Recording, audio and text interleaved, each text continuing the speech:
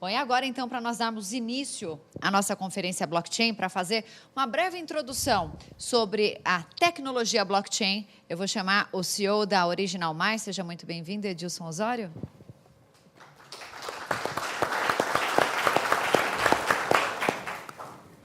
Bom, pessoal, bom dia. Só para eu ter uma base e começar a gente colocar todo mundo na mesma página, quem aqui já trabalha, ou, aliás, já utilizou Bitcoin para alguma coisa na vida? Levanta a mão, só para eu ter uma ideia.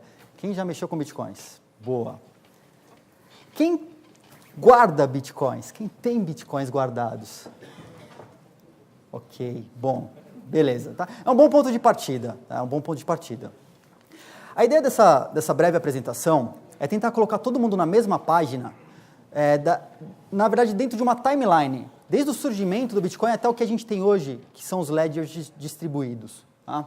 Então, está aqui a nossa programação, falar um pouquinho do dinheiro físico com a moeda digital, como que essa coisa começou, o blockchain em si, os ledgers distribuídos e um pouquinho sobre governança descentralizada e aplicações.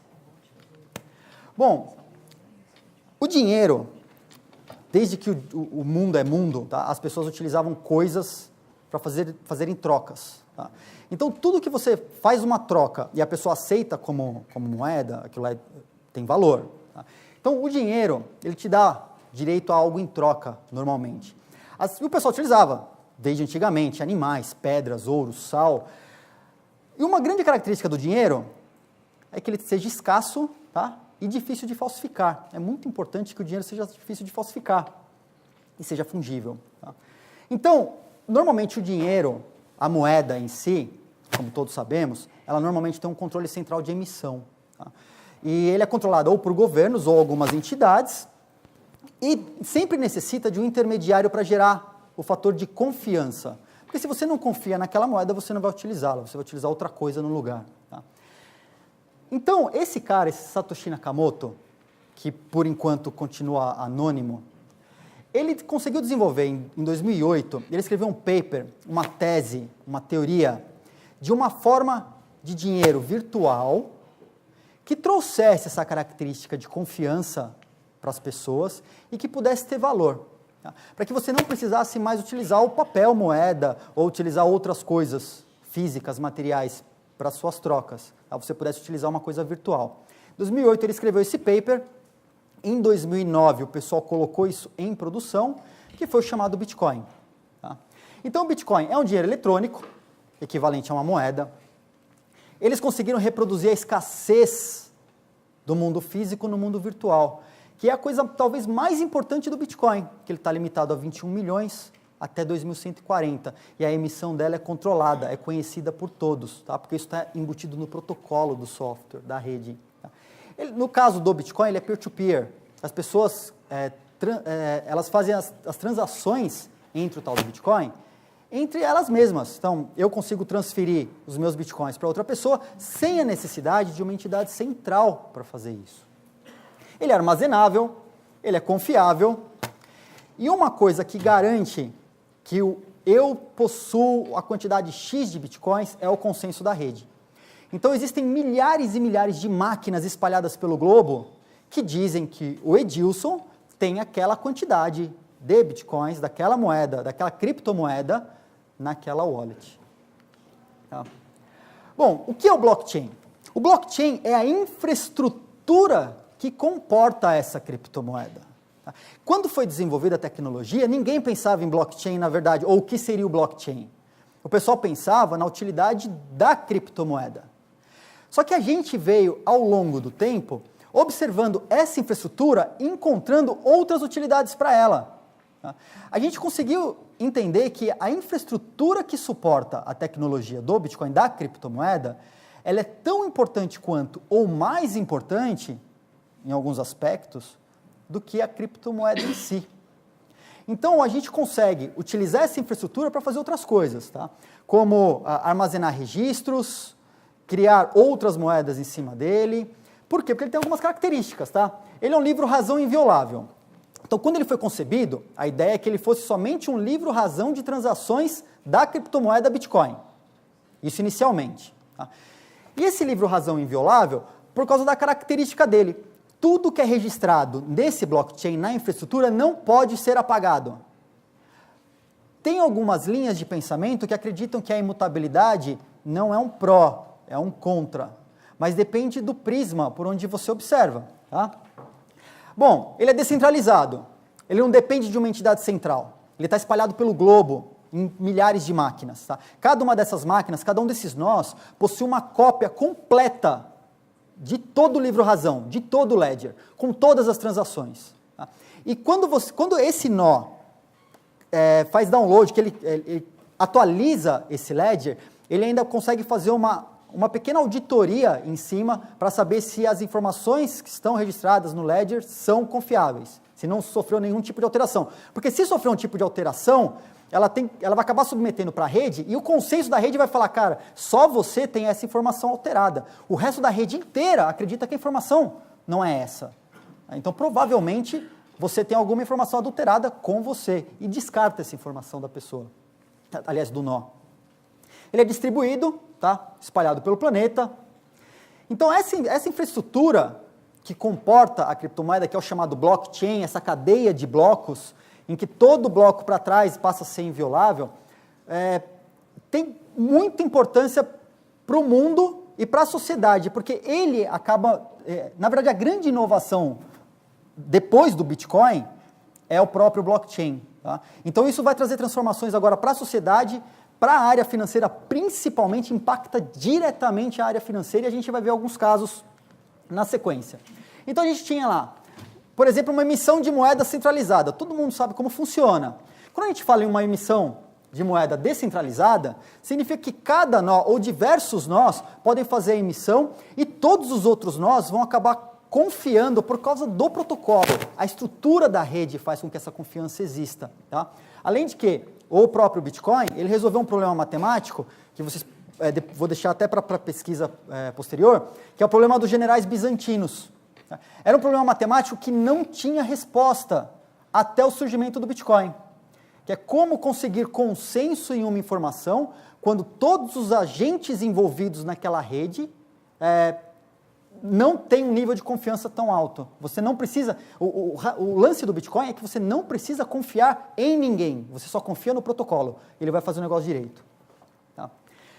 Então, quando a gente começa a falar em blockchain como protocolo, então, o Bitcoin foi a criptomoeda, o blockchain, a infraestrutura que suportou essa moeda, as pessoas começaram a olhar para o blockchain como um ponto de inovação muito importante e falaram assim, poxa, se o blockchain faz uma coisa tão legal que é registrar as transações de forma imutável, com confiança, será que a gente não consegue fazer mais coisas além disso? Então o pessoal começou a estudar e um jovem rapaz de 19 anos, em 2013, o Vitalik, ele escreveu um paper falando o seguinte, o protocolo do Bitcoin, o blockchain do Bitcoin, ele faz uma coisa muito bem, que é registrar transações. Isso ele faz perfeitamente. E se a gente colocar uma camada de inteligência em cima disso, para que a gente possa rodar aplicações inteligentes nesse ambiente de blockchain? Então ele escreveu o que viria a ser o Ethereum, a comunidade entendeu aquilo como plausível, começaram a desenvolver em cima daquilo, fizeram o primeiro crowd sale de sucesso com criptomoedas, fizeram uma captação gigante e fundaram a Fundação Ethereum para desenvolver esse protocolo. Então, o blockchain, quando ele passa a ser utilizado como protocolo, ele te dá a chance de desenvolver contratos inteligentes, que rodam sozinhos. Quando fala em contrato inteligente, você pode entender também como aplicação descentralizada, ou DApp. Tá? O pessoal usa muito esse termo. Tá? Um contrato, em si, ele é executado quando todas as cláusulas dele são consistentemente aferidas, elas estão ok, e aquele contrato é executado. No caso do blockchain, você sobe esse contrato para a rede, tá? De forma descentralizada e distribuída, de forma que ele rode sozinho. Se as condições estabelecidas no contrato forem cumpridas, ele se auto-executa. E o grande lance é que ele não pode ser parado. Então, o que traz a confiança em uma aplicação quando ela está no blockchain é que o código, além de ser auditável, esse código que está rodando, ele não pode ser parado. E o lance do Ethereum é que eles conseguiram criar um grande computador funcionando na rede, que você acessa a sua aplicação através de um endereço. E a partir do momento que sua aplicação está no blockchain, ela está rodando. Você vai chamar esse endereço, a sua aplicação vai responder. Se você escreveu bem seu código, ótimo. Se você escreveu mal seu código, você pode pagar um alto preço por causa disso. E aí começam a surgir os casos como o DAO, como alguns casos que apareceram, onde fizeram uma aplicação que teve muito sucesso, mas a aplicação não foi exaustivamente testada. Encontraram bugs, e esses bugs na aplicação causada, talvez nem pela aplicação, mas pelo compilador, causaram perdas de milhões e milhões de dólares que foram roubados recentemente. Então, o blockchain em si, quando você começa a rodar aplicações nesse ambiente descentralizado e distribuído, ele te traz novos modelos de negócio, inclusão financeira, eficiência em custos. A história dos contratos inteligentes traz desburocratização, porque você não precisa mais de um intermediário, você deixa toda a confiança para uma aplicação, e você tem governança autônoma e transparente. Usos potenciais, diversos. Tá? Para objetos físicos, desde o rastreamento de diamantes, pinturas, árvores. Tá? Cadeia de fornecedores, você pode utilizar o blockchain para fazer a rastreabilidade do seu material em todo o supply chain. Tá? Bancos, por exemplo, tem alguns estudos de blockchains privados para consolidar informações e blockchains públicos para o uso de remessas, por exemplo. Tá? Votação, acompanhamento transparente de votações, fluxo comercial, registros públicos, que vai de imóveis, terrenos, automóveis, gravame, por exemplo. Tá? Coleta de intangíveis na área de marcas, patentes, isso pode ficar registrado no blockchain. Inclusive a transferência é feita pelo blockchain também. Tá? E na área financeira, direito, ações, empréstimos, como a Nasdaq está utilizando para a área de ações. Então, o pessoal do mercado financeiro conseguiu entender o seguinte: o blockchain é muito bom e impacta diretamente. Tá? A partir disso, surgiu um consórcio, que é o R3, o Rob vai poder falar muito melhor do R3 do que eu, poder apresentar direitinho o que o pessoal faz. O R3 montou um consórcio para entender melhor como essa tecnologia funciona, principalmente para a área financeira. Tá? E a partir dos estudos e das pesquisas que o R3 vem pilotando ao redor do mundo, surgiu uma nova terminologia, que é o tal do ledger distribuído. E ela vem se consolidando e vem ficando cada vez mais forte. Por quê? Para o blockchain funcionar, o blockchain em si, ele foi concebido como uma criptomoeda rodando na parte de cima. Lembrando que tudo aquilo que você joga no blockchain, ele é pago, e é pago com aquela criptomoeda.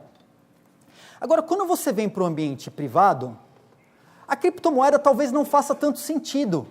Tá?